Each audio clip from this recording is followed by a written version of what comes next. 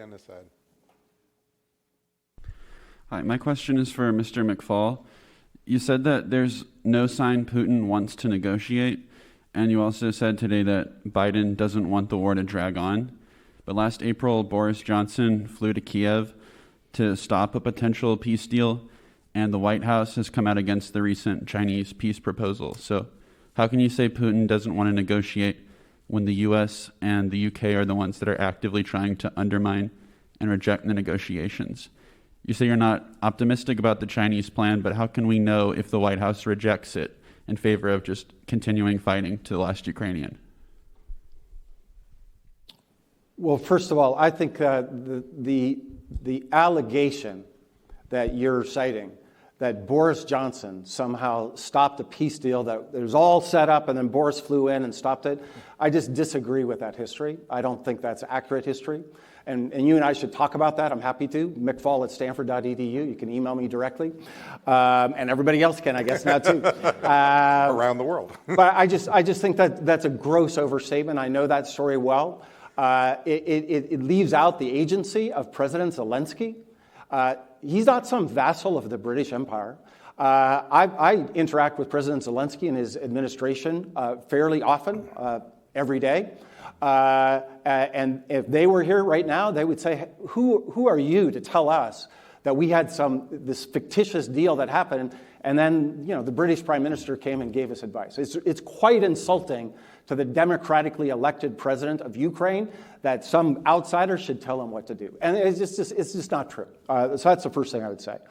On the peace deal, I was trying to be open about that. I think if Xi Jinping wants to play a real role in trying to mediate some settlement, we should not a priori reject that because he's Chinese.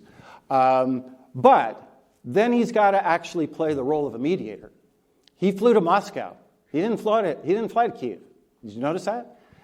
Mediators got to play on both. They got to mediate on both sides. They can't come and say, "This is my best friend, and we're against American imperialism, and we're fighting it all together." And then the next day say, "Well, I'm an honest broker here between Kiev and Moscow." Having said that, notice Secretary Blinken. I almost promoted him.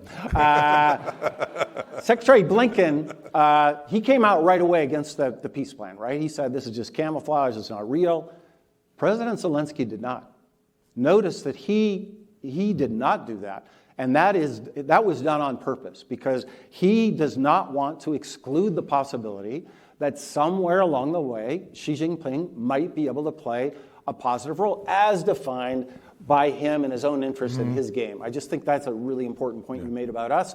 Don't forget that President Zelensky is a democratically elected leader that has agency in this. He's not just some proxy for the West, and his interests and our interests are not aligned.